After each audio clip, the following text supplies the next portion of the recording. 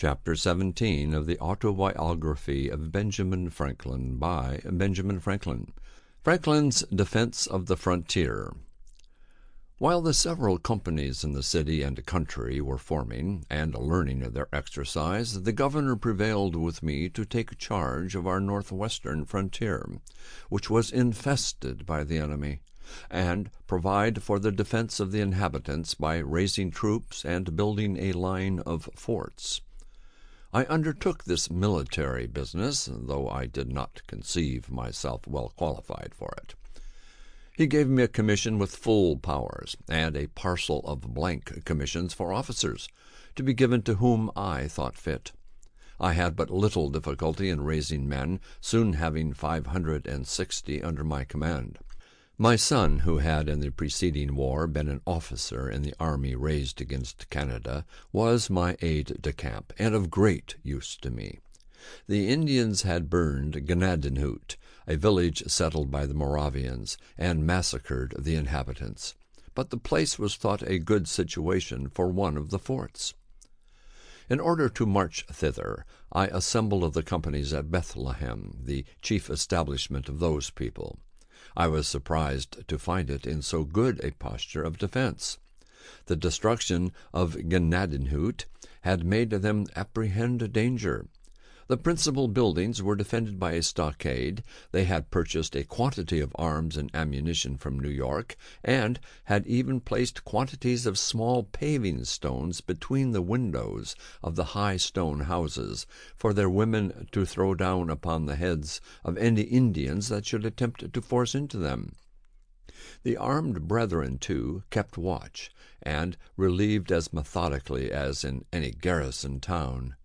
A conversation with the Bishop Spengenberg, I mentioned this my surprise, for knowing that they had obtained an act of Parliament exempting them from military duties in the colonies, I had supposed they were conscientiously scrupulous of bearing arms. He answered me that it was not one of their established principles, but that at the time of their obtaining that act it was thought to be a principle with many of their people. On this occasion, however, they, to their surprise, found it adopted by but a few. It seems they were either deceived in themselves or deceived the Parliament. But common sense, aided by present danger, will sometimes be too strong for whimsical opinions. It was the beginning of January when we set out upon this business of building forts. I sent one detachment toward the Minisink, with instructions to erect one for the security of that upper part of the country, and another to the lower part, with similar instructions, and I concluded to go myself with the rest of my force to Gnadenhut, where a fort was thought more immediately necessary. The Moravians procured me 5 wagons for our tools, stores, baggage, etc. Just before we left Bethlehem, 11 farmers who had been driven from their plantations by the Indians came to me requesting a supply of firearms, that they might go back and fetch off their cattle. I gave them each a gun with suitable ammunition. We had not marched many miles before it began to rain, and it continued raining all day. There were no habitations on the road to shelter us till we arrived near night at the house of a German, where, and in his barn, we were all huddled together, as wet as water could make us. It was well we were not attacked in our march, for our arms were of the most ordinary sort, and our men could not keep the gun locks dry. Footnote: flint-lock guns, discharged by means of a spark struck from flint and steel into powder priming in an open pan. The Indians are dexterous in contrivances for that purpose, which we had not.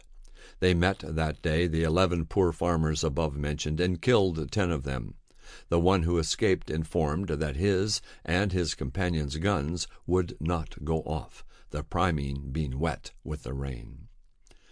The next day being fair, we continued our march, and arrived at the desolated Gnadenhut.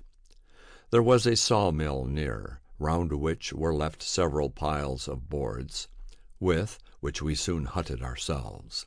an operation the more necessary at that inclement season, as we had no tents.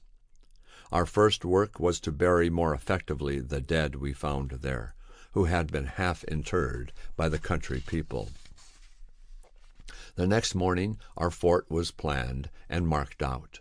The circumference measured 455 feet, which would require as many palisades to be made of trees, one with another, of a foot diameter each.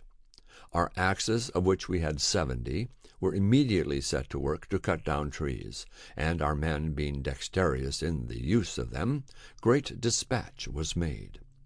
Seeing the trees fall so fast, I had the curiosity to look at my watch, when 2 men began to cut at a pine. In 6 minutes they had it upon the ground, and I found it of 14 inches diameter. Each pine made 3 palisades of 18 feet long, pointed at one end. While these were preparing, our other men dug a trench all around, of 3 feet deep, in which the palisades were to be planted, and our wagons, the bodies being taken off, and the fore and hind wheels separated by taking out the pin which united the 2 parts of the perch.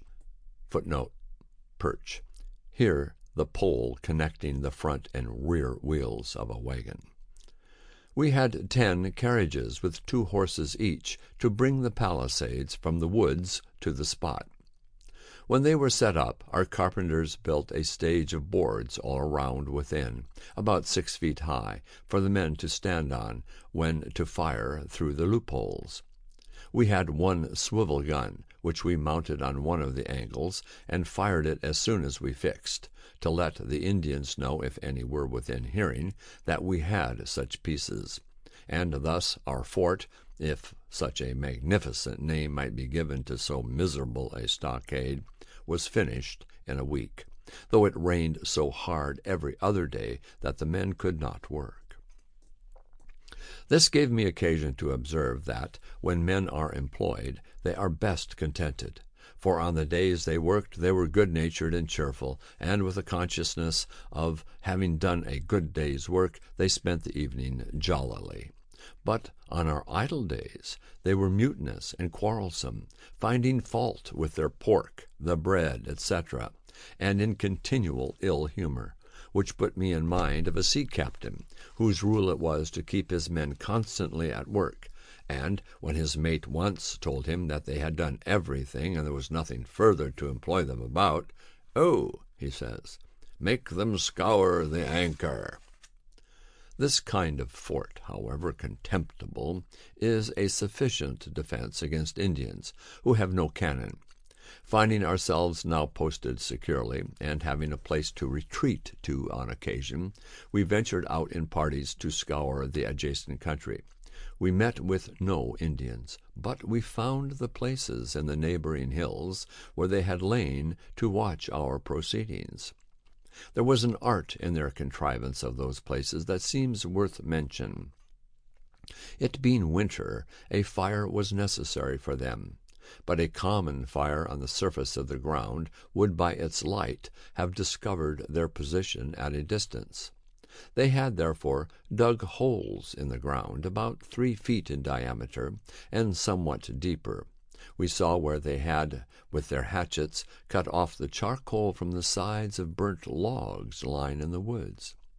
With these coals they had made small fires in the bottom of the holes, and we observed among the weeds and grass the prints of their bodies, made by laying all around, with their legs hanging down in the holes to keep their feet warm, which, with them, is an essential point.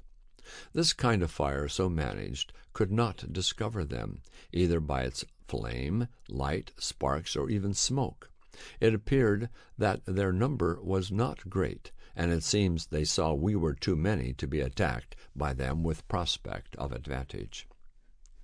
We had our own chaplain, a zealous Presbyterian minister, Mr. Beatty, who complained to me that the men did not generally attend his prayers and exhortations. When they enlisted, they were promised, besides pay and provisions, a gill of rum a day, which was punctually served out to them half in the morning and the other half in the evening, and I observed they were as punctual in attending to receive it. Upon which I said to Mr. Beatty, "It is, perhaps, below the dignity of your profession to act as a steward of the rum, but if you were to deal it out, and only just after prayers, you would have them all about you." He liked the thought, undertook the office, and, with the help of a few hands to measure out the liquor, executed it to satisfaction, and never were prayers more generally and more punctually attended.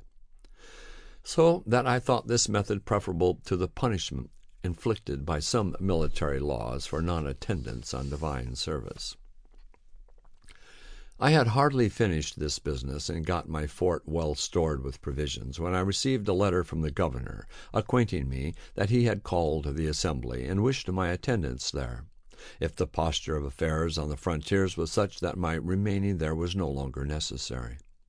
My friends, too, of the assembly, pressing me by their letters to be, if possible, at the meeting, and my 3 intended forts being now completed, and the inhabitants contented to remain on their farms under that protection, I resolved to return, the more willingly as a New England officer, Colonel Clapham, experienced in Indian war, being on a visit to our establishment, consented to accept the command. I gave him a commission, and, parading the garrison, had it read before them, and introduced him to them as an officer who, from his skill in military affairs, was much more fit to command them than myself, and, giving them a little exhortation, took my leave. I was escorted as far as Bethlehem, where I rested a few days to recover from the fatigue I had undergone. The first night, being in a good bed, I could hardly sleep. It was so different from my hard lodging on the floor of our hut at Ganadin, wrapped only in a blanket or two. While at Bethlehem, I inquired a little into the practice of the Moravians. Some of them had accompanied me, and all were very kind to me. I found they worked for a common stock, ate at common tables, and slept in common dormitories, great numbers together.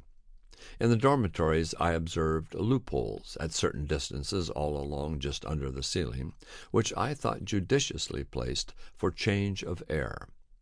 I was at their church, where I was entertained with good music, the organ being accompanied with violins, hautboys, flutes, clarinets, etc. I understood that their sermons were not usually preached to mixed congregations of men, women, and children, as is our common practice, but that they assembled sometimes the married men, and other times their wives, then the young men, the young women, and the little children, each division by itself. The sermon I heard was to the latter, who came in and were placed in rows on benches, the boys under the conduct of a young man, their tutor, and the girls conducted by a young woman. The discourse seemed well adapted to their capacities, and was delivered in a pleasing, familiar manner, coaxing them, as it were, to be good. They behaved very orderly, but looked pale and unhealthy, which made me suspect they were kept too much within doors, and not allowed sufficient exercise. I inquired concerning the Moravian marriages, whether the report was true that they were by lot. I was told that lots were used only in particular cases, that generally, when a young man found himself disposed to marry, he informed the elders of his class, who consulted the elder ladies that governed the young women. As these elders of the different sexes were well acquainted with the tempers and dispositions of their respective pupils, they could best judge what matches were suitable, and their judgments were generally acquiesced in. But if, for example, it should happen that 2 or 3 young women were found to be equally proper for the young man, the lot was then recurred to. I objected. If the matches are not made by mutual choice of the parties, some of them may chance to be very unhappy. "And so they may," answered my informer, "if you let the parties choose for themselves," which indeed I could not deny. Being returned to Philadelphia, I found the association went on swimmingly. The inhabitants that were not Quakers, having pretty generally come into it, formed themselves into companies, and chose their captains, lieutenants, and ensigns according to the new law. Dr. B. visited me and gave me an account of the pains he had taken to spread a general good liking to the law, and ascribed much to those endeavors. I had had the vanity to ascribe all to my dialogue. However, not knowing but that he might be in the right, I let him enjoy his opinion, which I take to be generally the best way in such cases. The officers' meeting chose me to be the colonel of the regiment, which I this time accepted. I forgot how many companies we had, but we paraded around 1,200 well-looking men, with a company of artillery, who had been furnished with 6 brass field pieces, which they had become so expert in the use of as to fire 12 times in a minute. The first time I reviewed the regiment, they accompanied me to my house, and would salute me with some rounds fired before my door, which shook down and broke several glasses of my electrical apparatus. And my new honor proved not much less brittle, for all our commissions were soon after broken by a repeal of the law in England. During this short time of my colonelship, being about to set out on a journey to Virginia, the officers of my regiment took it into their heads that it would be proper for them to escort me out of town as far as the lower ferry. Just as I was getting on horseback, they came to my door, between 30 and 40, mounted, and all in their uniforms. I had not been previously acquainted with the project, or I should have prevented it, being naturally averse to the assuming of state on any occasion, and I was a good deal chagrined at their appearance, as I could not avoid their accompanying me. What made it worse was that, as soon as we began to move, they drew their swords and rode with them naked all the way. Somebody wrote an account of this to the proprietor, and it gave him great offense. No such honor had been paid him when in the province, nor to any of his governors, and he said it was only proper to princes of the blood royal, which may be true for aught I know, who was, and still am, ignorant of the etiquette of such classes. This silly affair, however, greatly increased his rancor against me, which was before not a little, on account of my conduct in the assembly respecting the exemption of his estate from taxation, which I had always opposed very warmly, and not without severe reflections on his meanness and injustice of contending for it. He accused me to the ministry as being the great obstacle to the king's service, preventing, by my influence in the House, the proper form of the bills for raising money, and he instanced this parade with my officers as proof of my having an intention to take the government of the province out of his hands by force. He also applied to Sir Everard Falconer, the Postmaster General, to deprive me of my office, but it had no other effect than to procure from Sir Everard a gentle admonition. Notwithstanding the continual wrangle between the governor and the House, in which I, as a member, had so large a share, there still subsisted a civil intercourse between that gentleman and myself, and we never had any personal difference. I have sometimes since thought that his little or no resentment against me, for the answers it was known I drew up to his messages, might be the effect of professional habit, and that, being bred a lawyer, he might consider us both as merely advocates for contending clients in a suit, he for the proprietaries, and I for the assembly. He would, therefore, sometimes call, in a friendly way, to advise with me on difficult points, and sometimes, though not often, take my advice. We acted in concert to supply Braddock's army with provisions, and when the shocking news arrived of his defeat, the governor sent in haste for me, to consult with him on measures for preventing the desertion of the back counties. I forgot now the advice I gave, but I think it was that Dunbar should be written to and prevailed with, if possible, to post his troops on the frontiers for their protection, till, by reinforcements from the colonies, he might be able to proceed on the expedition. And after my return from the frontier, he would have had me undertake the conduct of such an expedition with provincial troops, for the reduction of Fort Duchesne, Dunbar and his men being otherwise employed, and he proposed to commission me as general. I had not so good an opinion of my military abilities as he professed to have, and I believe his professions must have exceeded his real sentiments. But probably he might think that my popularity would facilitate the raising of the men, and my influence in assembly the grant of money to pay them, and that perhaps without taxing the proprietary estate. Finding me not so forward to engage as he expected, the project was dropped, and he soon after left the government, being superseded by Captain Denny. End of chapter 17. Chapter 18. Scientific Experiments.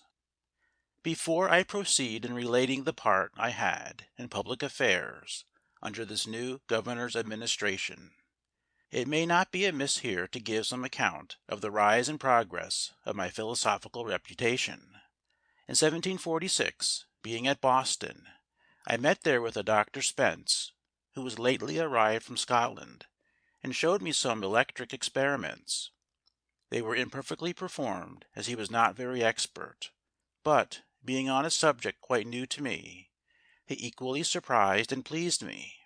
Soon after my return to Philadelphia, our library company received from Mr. P. Collinson, Fellow of the Royal Society of London. Footnote: The Royal Society of London for Improving Natural Knowledge was founded in 1660, and holds the foremost place among English societies for the advancement of science. End of footnote. A present of a glass tube, with some account of the use of it in making such experiments.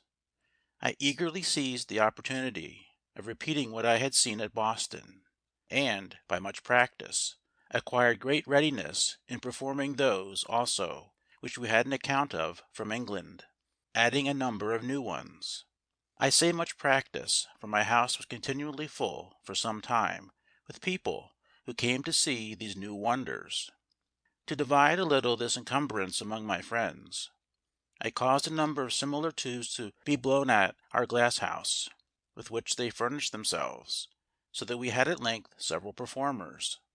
Among these the principal was Mr. Kinserly, an ingenious neighbour, who, being out of business, I encouraged to undertake showing the experiments for money, and drew up for him 2 lectures, in which the experiments were ranged in such order, and accompanied with such explanations in such method, as that the foregoing should assist in comprehending the following. He procured an elegant apparatus for the purpose, in which all the little machines that I had roughly made for myself were nicely formed by instrument makers. His lectures were well attended, and gave great satisfaction, and after some time he went through the colonies, exhibiting them in every capital town, and picked up some money. In the West India Islands, indeed, it was with difficulty the experiments could be made, from the general moisture of the air.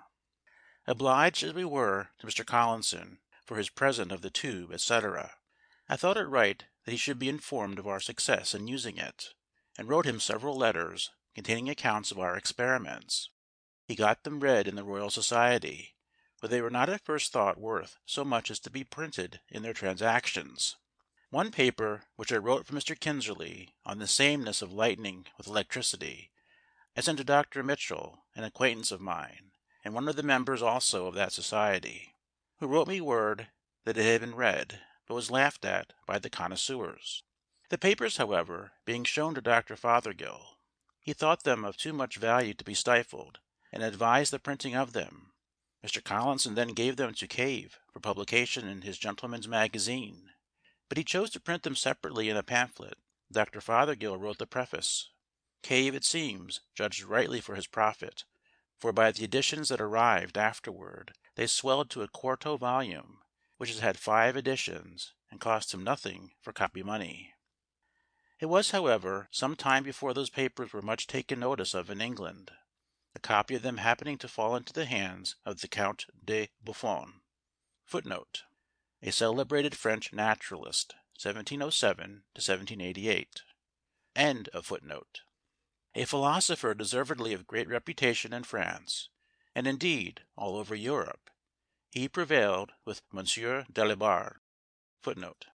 Dalibard, who had translated Franklin's letters to Collinson into French, was the first to demonstrate in a practical application of Franklin's experiments that lightning and electricity are the same. "This was May 10th, 1752, 1 month before Franklin flew his famous kite at Philadelphia, and proved the fact himself." McMaster. End of footnote. To translate them into French, and they were printed at Paris. The publication offended the Abbé Nollet, preceptor in natural philosophy to the royal family, and an able experimenter who had formed and published a theory of electricity, which then had the general vogue.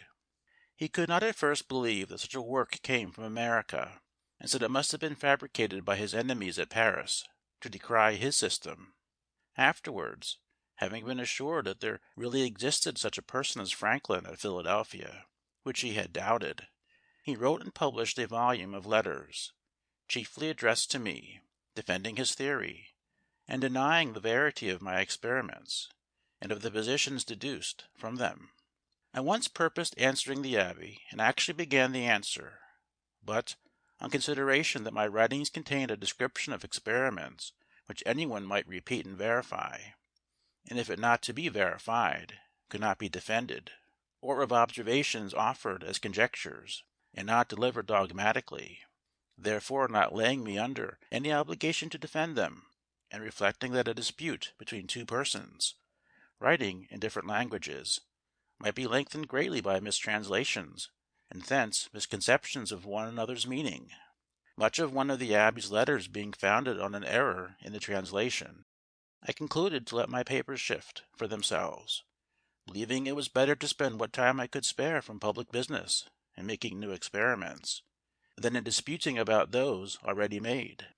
I therefore never answered Monsieur Nollet, and the event gave me no cause to repent my silence, for my friend Monsieur Leroy, of the Royal Academy of Sciences, took up my cause and refuted him. My book was translated into the Italian, German, and Latin languages, and the doctrine it contained was by degrees universally adopted by the philosophers of Europe, in preference to that of the Abbé, so that he lived to see himself the last of his sect, except Monsieur B. of Paris, his élevé and immediate disciple. What gave my book the more sudden and general celebrity was the success of one of its proposed experiments made by Messrs. Dalibard and Delort at Marly, for drawing lightning from the clouds. This engaged the public attention everywhere. Monsieur Delort, who had an apparatus for experimental philosophy, and lectured in that branch of science, undertook to repeat what he called the Philadelphia experiments; and, after they were performed before the king and court, all the curious of Paris flocked to see them. I will not swell this narrative with an account of that capital experiment, nor of the infinite pleasure I received in the success of a similar one I made soon after with a kite at Philadelphia, as both are to be found in the histories of electricity. Dr. Wright, an English physician, when at Paris, wrote to a friend who was of the Royal Society an account of the high esteem my experiments were in among the learned abroad, and of their wonder that my writings had been so little noticed in England. The Society, on this, resumed the consideration of the letters that had been read to them, and the celebrated Dr. Watson drew up a summary account of them, and of all I had afterwards sent to England on the subject, which he accompanied with some praise of the writer. This summary was then printed in their Transactions, and some members of the Society in London, particularly the very ingenious Mr. Canton, having verified the experiment of procuring lightning from the clouds by a pointed rod, and acquainting them with the success, they soon made me more than amends for the slight with which they had before treated me. Without my having made any application for that honour, they chose me a member, and voted that I should be excused the customary payments, which would have amounted to 25 guineas, and ever since have given me their transactions gratis. They also presented me with the gold medal of Sir Godfrey Copley. Footnote. An English baronet, died 1709, donator of a fund of £100, "in trust for the Royal Society of London for improving natural knowledge." End of footnote. For the year 1753, the delivery of which was accompanied by a very handsome speech of the President, Lord Macclesfield, wherein I was highly honoured. Chapter 19. Agent of Pennsylvania in London. Our new governor, Captain Denny, brought over for me the beforehand mentioned medal from the Royal Society, which he presented to me at an entertainment given him by the city. He accompanied it with very polite expressions of his esteem for me, having, as he said, been long acquainted with my character. After dinner, when the company, as was customary at that time, were engaged in drinking, he took me aside into another room, and acquainted me that he had been advised by his friends in England to cultivate a friendship with me, as one who was capable of giving him the best advice, and of contributing most effectually to the making his administration easy; that he therefore desired of all things to have a good understanding with me, and he begged me to be assured of his readiness on all occasions to render me every service that might be in his power. He said much to me, also, of the proprietor's good disposition towards the province, and of the advantage it might be to us all, and to me in particular, if the opposition that had been so long continued to his measures was dropped, and harmony restored between him and the people, in effecting which, it was thought no one could be more serviceable than myself, and I might depend on adequate acknowledgments and recompenses, etc., etc. The drinkers, finding we did not return immediately to the table, sent us a decanter of Madeira, which the governor made liberal use of, and in proportion became more profuse of his solicitations and promises. My answers were to this purpose, that my circumstances, thanks to God, were such as to make proprietary favours unnecessary to me, and that, being a member of the Assembly, I could not possibly accept of any; that, however, had no personal enmity to the proprietary, and that, whenever the public measures he proposed should appear to be for the good of the people, no one should espouse and forward them more zealously than myself, my past opposition having been founded on this, that the measures which had been urged were evidently intended to serve the proprietary interest, with great prejudice to that of the people; that I was much obliged to him, the governor, for his professions of regard to me, and that he might rely on everything in my power to make his administration as easy as possible, hoping at the same time that he had not brought with him the same unfortunate instruction his predecessor had been hampered with. On this he did not then explain himself, but when he afterwards came to do business with the Assembly, they appeared again, the disputes were renewed, and I was as active as ever in the opposition, being the penman first of the request to have a communication of the instructions, and then of the remarks upon them, which may be found in the votes of the time, and in the historical review I afterward published. But between us personally no enmity arose. We were often together. He was a man of letters, had seen much of the world, and was very entertaining and pleasing in conversation. He gave me the first information that my old friend James Ralph was still alive, that he was esteemed one of the best political writers in England, had been employed in the dispute. Footnote: quarrel between George II. and his son, Frederick, Prince of Wales, who died before his father. End footnote.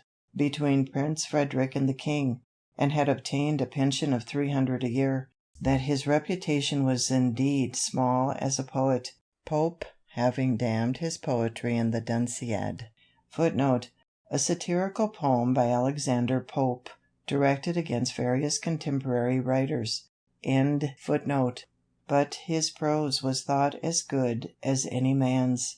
The Assembly, finally finding the Proprietary obstinately persisted in manacling their deputies with instructions inconsistent not only with the privileges of the people, but with the service of the Crown, resolved to petition the King against them, and appointed me their agent to go over to England, to present and support the petition.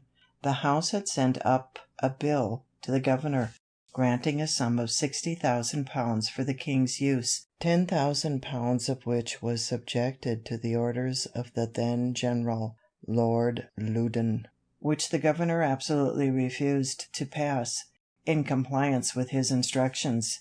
I had agreed with Captain Morris, of the packet at New York, for my passage, and my stores were put on board.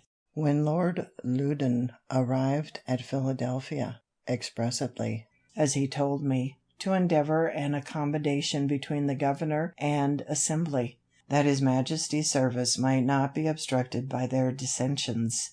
Accordingly, he desired the Governor and myself to meet him, that he might hear what was to be said on both sides. We met and discussed the business. In behalf of the Assembly, I urged all the various arguments that may be found in the public papers of that time, which were of my writing, and are printed with the minutes of the Assembly, and the Governor pleaded his instructions, the bond he had given to observe them, and his ruin if he disobeyed, yet seemed not unwilling to hazard himself if Lord Loudon would advise it. This his lordship did not choose to do, though I once thought I had nearly prevailed with him to do it.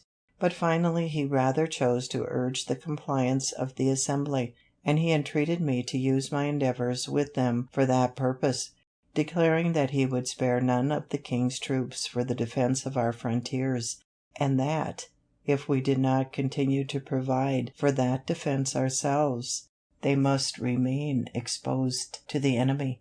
I acquainted the House with what had passed, and, presenting them with a set of resolutions I had drawn up, declaring our rights, and that we did not relinquish our claim to those rights, but only suspended the exercise of them on this occasion through force, against which we protested, they at length agreed to drop that bill, and frame another conformable to the proprietary instructions. This of course the Governor passed, and I was then at liberty to proceed on my voyage, but, in the meantime, the packet had sailed with my sea stores, which was some loss to me, and my only recompense was his lordship's thanks for my service, all the credit of obtaining the accommodation falling to his share. He set out for New York before me, and, as the time for dispatching the packet boats was at his disposition, and there were 2 then remaining there, one of which, he said, was to sail very soon, I requested to know the precise time, that I might not miss her by any delay of mine. His answer was, "I have given out that she is to sail on Saturday next, but I may let you know, entre nous, that if you are there by Monday morning, you will be in time, but do not delay longer." By some accidental hindrance at a ferry, it was Monday noon before I arrived, and I was much afraid she might have sailed, as the wind was fair, but I was soon made easy by the information that she was still in the harbour, and would not move till the next day. One would imagine that I was now on the very point of departing for Europe. I thought so, but I was not then so well acquainted with his lordship's character, of which indecision was one of the strongest features. I shall give some instances. It was about the beginning of April that I came to New York. and I think it was near the end of June before we sailed. There were then 2 of the packet boats, which had been long in port, but were detained for the General's letters, which were always to be ready tomorrow. Another packet arrived.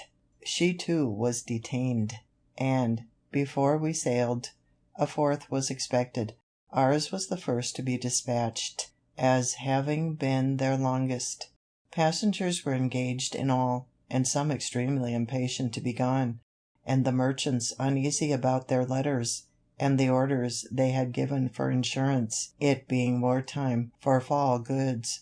But their anxiety availed nothing. His lordship's letters were not ready, and yet whoever waited on him found him always at his desk, pen in hand, and concluded he must needs write abundantly. Going myself one morning to pay my respects, I found in his antechamber one Innes, a messenger of Philadelphia, who had come from thence express with a packet from Governor Denny for the General. He delivered to me some letters from my friends there, which occasioned my inquiring when he was to return, and where he lodged, that I might send some letters by him. He told me he was ordered to call tomorrow at 9 for the General's answer to the Governor, and should set off immediately. I put my letters into his hands the same day. A fortnight after I met him again in the same place. "So, you are soon returned, Innes?" "Returned? No, I am not gone yet." "How so?" "I have called here by order every morning these 2 weeks past for his lordship's letter, and it is not yet ready." "Is it possible, when he is so great a writer? For I see him constantly at his escritoire." "Yes," says Innes, "but he is like St. George on the signs, always on horseback, and never rides on." This observation of the messenger was, it seems, well founded, for, when in England, I understood that Mr. Pitt, Footnote, William Pitt, 1st Earl of Chatham, 1708 to 1778, a great English statesman and orator. Under his able administration, England won Canada from France. He was a friend of America at the time of our Revolution. Footnote, gave it as one reason for removing this general, and sending Generals Amherst and Wolfe, that the minister never heard from him, and could not know what he was doing. This daily expectation of sailing, and all the 3 packets going down to Sandy Hook, to join the fleet there, the passengers thought it best to be on board, lest by a sudden order the ships should sail, and they be left behind. There, if I remember right, we were about 6 weeks, consuming our sea stores, and obliged to procure more. At length the fleet sailed, the General and all his army on board, bound to Louisburg, with the intent to besiege and take that fortress. All the packet boats in company ordered to attend the General's ship, ready to receive his dispatches when they should be ready. We were out 5 days before we got a letter with leave to part, and then our ship quitted the fleet and steered for England. The other 2 packets he still detained, carried them with him to Halifax, where he stayed some time to exercise the men in sham attacks upon sham forts, then altered his mind as to besieging Louisburg, and returned to New York with all his troops, together with the 2 packets above mentioned, and all their passengers. During his absence the French and savages had taken Fort George, on the frontier of that province, and the savages had massacred many of the garrison after capitulation. I saw afterwards in London Captain Bonnell, who commanded one of those packets. He told me that, when he had been detained a month, he acquainted his lordship that his ship was grown foul, to a degree that must necessarily hinder her fast sailing, a point of consequence for a packet boat, and requested an allowance of time to heave her down and clean her bottom. He was asked how long time that would require. He answered, 3 days. The General replied, "If you can do it in 1 day, I give leave; otherwise not, for you must certainly sail the day after tomorrow." so he never obtained leave, though detained afterwards from day to day during full 3 months. I saw also in London one of Bonnell's passengers, who was so enraged against his lordship for deceiving and detaining him so long at New York, and then carrying him to Halifax and back again, that he swore he would sue him for damages. Whether he did or not, I never heard, but, as he represented the injury to his affairs, it was very considerable. On the whole, I wondered much how such a man came to be entrusted. Footnote. This relation illustrates the corruption that characterized English public life in the 18th century. See page 308. It was gradually overcome in the early part of the next century. End footnote. With so important a business as the conduct of a great army. But, having since seen more of the great world, and the means of obtaining, and motives for giving places, my wonder is diminished. General Shirley, on whom the command of the army devolved from the death of Braddock, would, in my opinion, if continued in place, have made a much better campaign than that of Loudon in 1757, which was frivolous, expensive, and disgraceful to our nation beyond conception. For, though Shirley was not a bred soldier, he was sensible and sagacious in himself, and attentive to good advice from others, capable of forming judicious plans, and quick and active in carrying them into execution. Loudon, instead of defending the colonies with his great army, left them totally exposed while he paraded idly at Halifax, by which means Fort George was lost. Besides, he deranged all our mercantile operations, and distressed our trade by a long embargo on the exportation of provisions, on pretence of keeping supplies from being obtained by the enemy, but in reality for beating down their price in favor of the contractors, in whose profits, it was said, perhaps from suspicion only, he had a share. And, when at length the embargo was taken off, by neglecting to send notice of it to Charlestown, the Carolina fleet was detained near 3 months longer, whereby their bottoms were so much damaged by the worm that a great part of them foundered in their passage home. Shirley was, I believe, sincerely glad of being relieved from so burdensome a charge as the conduct of an army must be to a man unacquainted with military business. I was at the entertainment given by the city of New York to Lord Loudon, on his taking upon him the command. Shirley, though thereby superseded, was present also. There was a great company of officers, citizens, and strangers, and, some chairs having been borrowed in the neighborhood, there was one among them very low, which fell to the lot of Mr. Shirley. Perceiving it as I sat by him, I said, "They have given you, sir, too low a seat." "No matter," says he, "Mr. Franklin, I find a low seat the easiest." While I was, as aforementioned, detained at New York, I received all the accounts of the provisions, etc., that I had furnished to Braddock, some of which accounts could not sooner be obtained from the different persons I had employed to assist in the business. I presented them to Lord Loudon, desiring to be paid the balance. He caused them to be regularly examined by the proper officer, who, after comparing every article with its voucher, certified them to be right, and the balance due, for which his lordship promised to give me an order on the paymaster. This was, however, put off from time to time, and though I called often for it by appointment, I did not get it. At length, just before my departure, he told me he had, on better consideration, concluded not to mix his accounts with those of his predecessors. "And you," says he, "when in England, have only to exhibit your accounts at the Treasury, and you will be paid immediately." I mentioned, but without effect, the great and unexpected expense I had been put to by being detained so long at New York, as a reason for my desiring to be presently paid, and on my observing that it was not right I should be put to any further trouble or delay in obtaining the money I had advanced, as I charged no commission for my service. "Oh, sir," says he, "you must not think of persuading us that you are no gainer. We understand better those affairs, and know that every one concerned in supplying the army finds means, in the doing it, to fill his own pockets."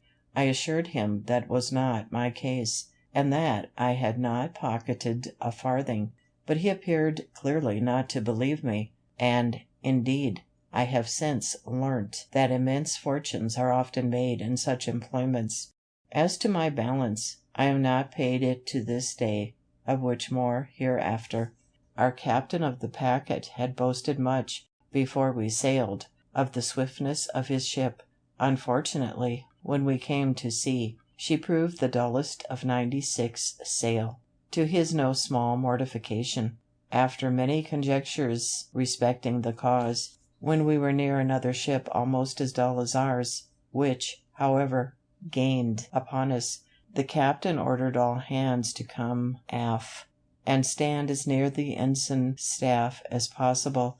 We were, passengers included, about 40 persons. While we stood there, the ship mended her pace, and soon left her neighbor far behind, which proved clearly what our captain suspected, that she was loaded too much by the head. The casks of water, it seems, had been all placed forward. These he therefore ordered to be moved further aft, on which the ship recovered her character, and proved the best sailor in the fleet. The captain said she had once gone at the rate of 13 knots, which is accounted 13 miles per hour. We had on board, as a passenger, Captain Kennedy, of the Navy, who contended that it was impossible, and that no ship ever sailed so fast, and that there must have been some error in the division of the log line, or some mistake in heaving the log. Footnote: a piece of wood shaped and weighted so as to keep it stable when in the water. To this is attached a line knotted at regular distances.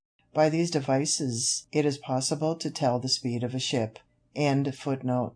A wager ensued between the two captains, to be decided when there should be sufficient wind.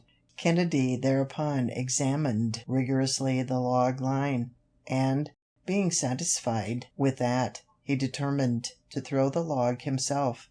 Accordingly, some days after, when the wind blew very fair and fresh, and the captain of the packet, Lutwidge, said he believed she then went at the rate of 13 knots, Kennedy made the experiment, and owned his wager lost. The above fact I give for the sake of the following observation. It has been remarked, as an imperfection in the art of shipbuilding, that it can never be known, till she is tried, whether a new ship will or will not be a good sailor, for that the model of a good sailing ship had been exactly followed in a new one, which has proved, on the contrary, remarkably dull.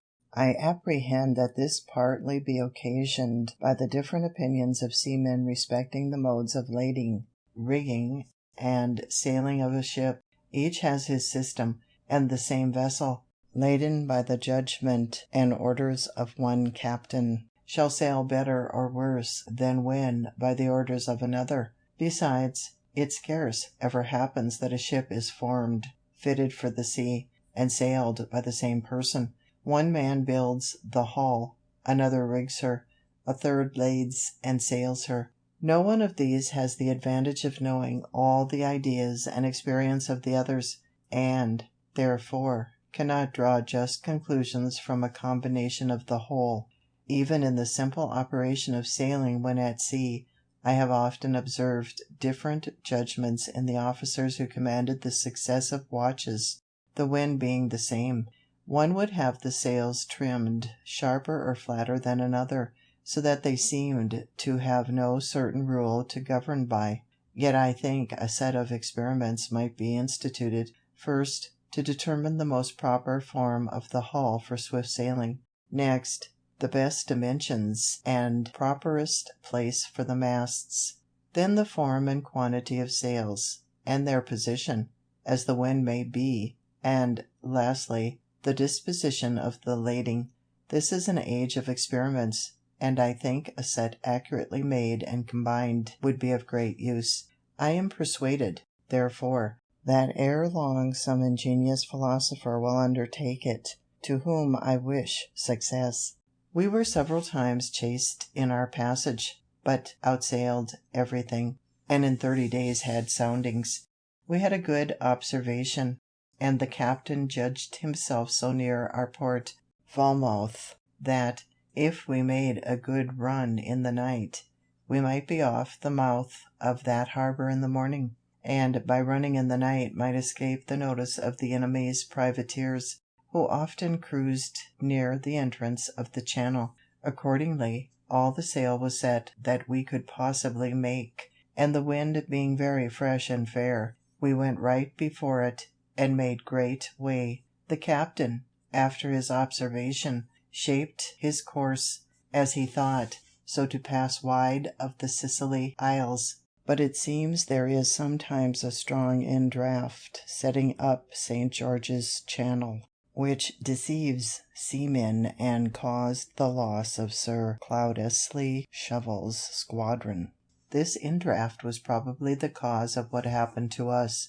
We had a watchman placed in the bow, to whom they often called, "Look well out before there," and he as often answered, "Aye, aye," but perhaps had his eyes shut, and was half asleep at the time, they sometimes answering, as is said, mechanically, for he did not see a light just before us, which had been hid by the studding sails from the man at the helm, and from the rest of the watch, but by an accidental yaw of the ship was discovered, and occasioned a great alarm, we being very near it, the light appearing to me as big as a cart-wheel.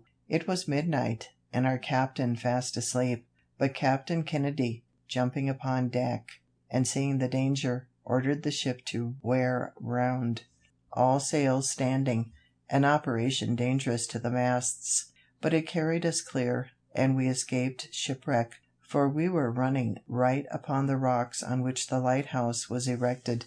This deliverance impressed me strongly with the utility of lighthouses, and made me resolve to encourage the building more of them in America if I should live to return there. In the morning it was found by the soundings, etc., that we were near our port, but a thick fog hid the land from our sight.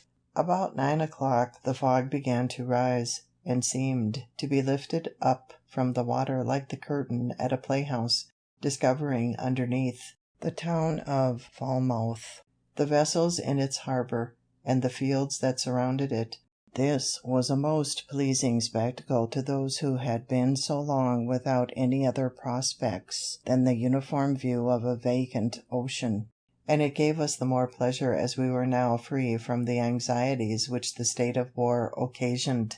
I set out immediately, with my son, for London, and we were only stopped a little by the way to view Stonehenge, Footnote, a celebrated prehistoric ruin, probably of a temple built by the early Britons, near Salisbury, England. It consists of inner and outer circles of enormous stones, some of which are connected by stone slabs. End footnote. On Salisbury Plain, and Lord Pembroke's house and gardens, and his very curious antiquities at Wilton. We arrived in London the 27th of July, 1757. Footnote. Here terminates the Autobiography, as published by William Temple Frankland and his successors. What follows was written in the last year of Dr. Franklin's life, and was never before printed in English. Mr. Bigelow's note in his edition of 1868, in footnote. As soon as I was settled in a lodging Mr. Charles had provided for me, I went to visit Dr. Fothergill, to whom I was strongly recommended, and whose counsel respecting my proceedings I was advised to obtain. He was against an immediate complaint to government, and thought the proprietaries should first be personally applied to, who might possibly be induced by the interposition and persuasion of some private friends to accommodate matters amicably. I then waited on my old friend and correspondent, Mr. Peter Collison, who told me that John Hanbury, the great Virginian merchant, had requested to be informed when I should arrive, that he might carry me to Lord Granville's. Footnote: George Granville or Grenville, 1712 to 1770, as English Premier from 1763 to 1765. He introduced the direct taxation of the American colonies and has sometimes been called the immediate cause of the Revolution. End footnote. Who was then President of the Council and wished to see me as soon as possible. I agreed to go with him the next morning. Accordingly Mr. Hanbury called for me and took me in his carriage to that nobleman's, who received me with great civility, and after some questions respecting the present state of affairs in America and discourse thereupon, he said to me, "You Americans have wrong ideas of the nature of your Constitution. You contend that the King's instructions to his governors are not laws, and think yourselves at liberty to regard or disregard them at your own discretion. But those instructions are not like the pocket instructions given to a minister going abroad, for regulating his conduct in some trifling point of ceremony. They are first drawn up by judges learned in the laws. They are then considered, debated, and perhaps amended in council, after which they are signed by the king. They are then, so far as they relate to you, the law of the land, for the king is the legislator of the colonies." Footnote: This whole passage shows how hopelessly divergent were the English and American views on the relations between the mother country and her colonies. Grenville here made clear that the Americans were to have no voice in making or amending their laws. Parliament and the king were to have absolute power over the colonies. No wonder Franklin was alarmed by this new doctrine. End footnote. I told his lordship this was new doctrine to me. I had always understood from our charters that our laws were to be made by our assemblies, to be presented indeed to the king for his royal assent, but that being once given the king could not repeal or alter them, and as the assemblies could not make permanent laws without his assent, so neither could he make a law for them without theirs. He assured me I was totally mistaken. I did not think so, however, and his lordship's conversation having a little alarmed me as to what might be the sentiments of the court concerning us, I wrote it down as soon as I returned to my lodgings. I recollected that about 20 years before, a clause in a bill brought into Parliament by the Ministry had proposed to make the King's instructions laws in the colonies, but the clause was thrown out by the Commons, for which we adored them as our friends and friends of liberty, till by their conduct towards us in 1765 it seemed that they had refused that point of sovereignty to the king only that they might reserve it for themselves. With his keen insight into human nature and his consequent knowledge of American character, he foresaw the inevitable result of such an attitude on the part of England. This conversation with Grenville makes these last pages of the Autobiography one of its most important parts.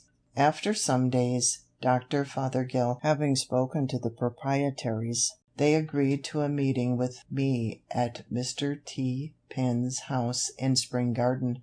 The conversation at its first consisted of mutual declarations of disposition to reasonable accommodations, but I suppose each party had its own ideas of what should be meant by reasonable. We then went into consideration of our several points of complaint, which I enumerated. The proprietaries justified their conduct as well as they could, and I the assemblies. We now appeared very wide, and so far from each other in our opinions as to discourage all hope of agreement. However, it was concluded that I should give them the heads of our complaints in writing, and they promised then to consider them. I did so soon after, but they put the paper into the hands of their solicitor, Ferdinand John Paris, who managed for them all their law business in their great suit with the neighboring proprietary of Maryland, Lord Baltimore, which had subsisted 70 years, and wrote for them all their papers and messages in their dispute with the Assembly.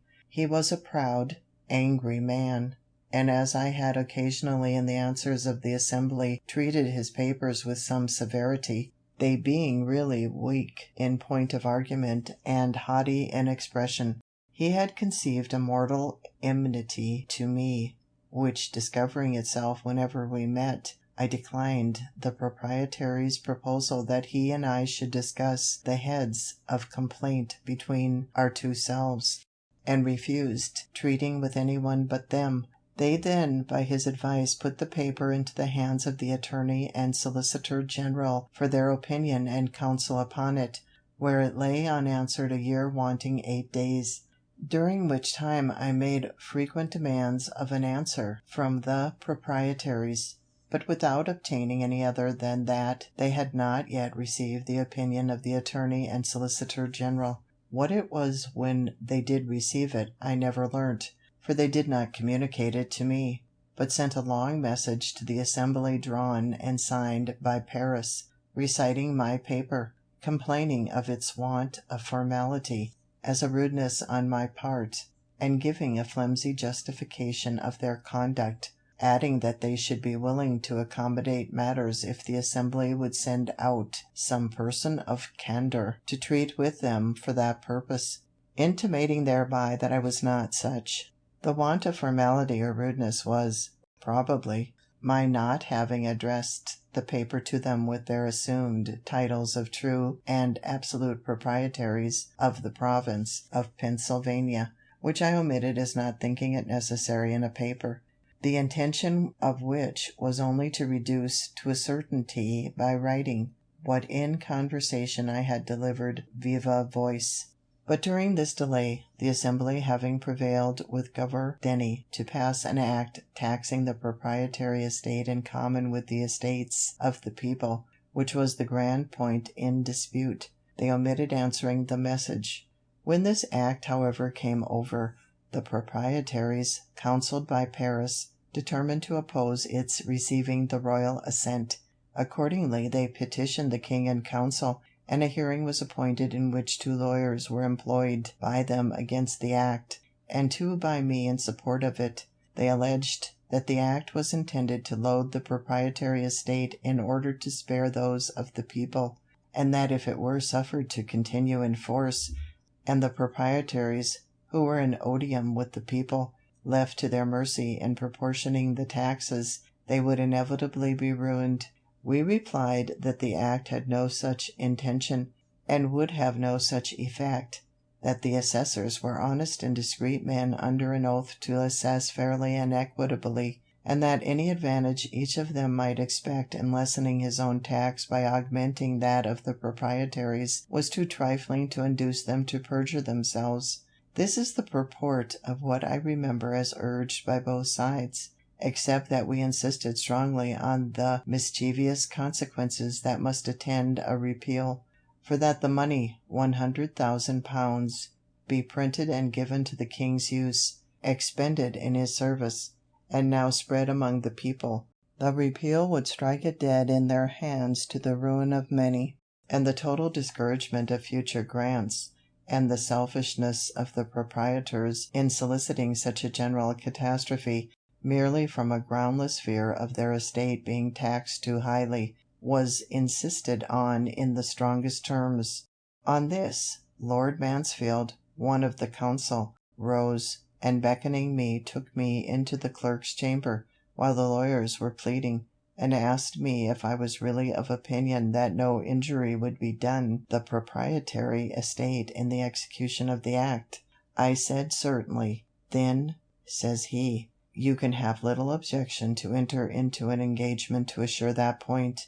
I answered, none at all. He then called in Paris, and after some discourse, his lordship's proposition was accepted on both sides.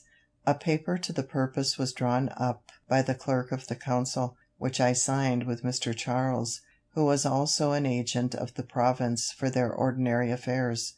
When Lord Mansfield returned to the council chamber, where finally the law was allowed to pass, some changes were however recommended, and we also engaged they should be made by a subsequent law, but the assembly did not think them necessary.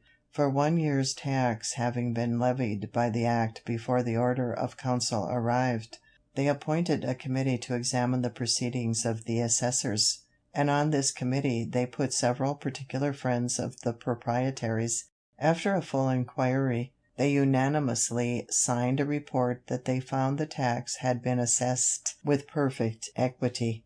The assembly looked into my entering into the first part of the engagement as an essential service to the province, since it secured the credit of the paper money then spread over all the country. They gave me their thanks in form when I returned, but the proprietaries were enraged at Governor Denny for having passed the act, and turned him out with threats of suing him for breach of instructions which he had given Bond to observe. He, however, having done it at the instance of the general, and for his Majesty's service, and having some powerful interest at court, despised the threats, and they were never put in execution. Unfinished. End of chapter 19. The Appendix. Electrical Kite to Peter Collinson, Philadelphia, October 19, 1752. Sir, as frequent mention is made in public papers from Europe of the success of the Philadelphia experiment for drawing the electrical fire from clouds by means of pointed rods of iron erected on high buildings, and etc., it may be agreeable to the curious to be informed that the same experiment has succeeded in Philadelphia, though made in a different and more easy manner, which is as follows. Make a small cross of 2 light strips of cedar, the arms so long as to reach to the 4 corners of a large thin silk handkerchief. When extended, tie the corners of the handkerchief to the extremities of the cross, so you have the body of a kite, which, being properly accommodated with a tail, loop, and string, will rise in the air, like those made of paper. But this, being of silk, is fitter to bear the wet and wind of a thunder gust without tearing. To the top of the upright stick of the cross is to be fixed a very sharp-pointed wire, rising a foot or more above the wood. To the end of the twine, next the hand, is to be tied a silk ribbon, and where the silk and twine join, a key must be fastened.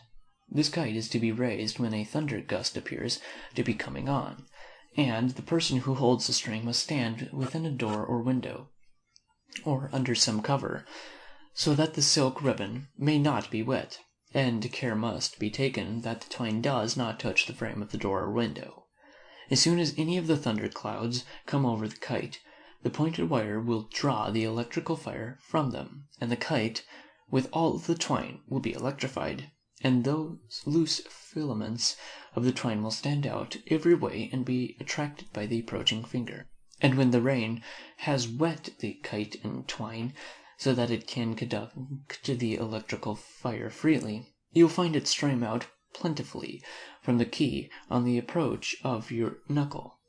At this key the file may be charged, and from electric fire thus obtained, my spirits may be kindled, and all the electric experiments be performed, which are usually done by the help of a rubbed glass globe or tube, and thereby the sameness of the electric matter with that of lighting completely demonstrated. Benjamin Franklin. End of the Appendix. Read by Elijah Fisher. End of the Autobiography of Benjamin Franklin by Benjamin Franklin.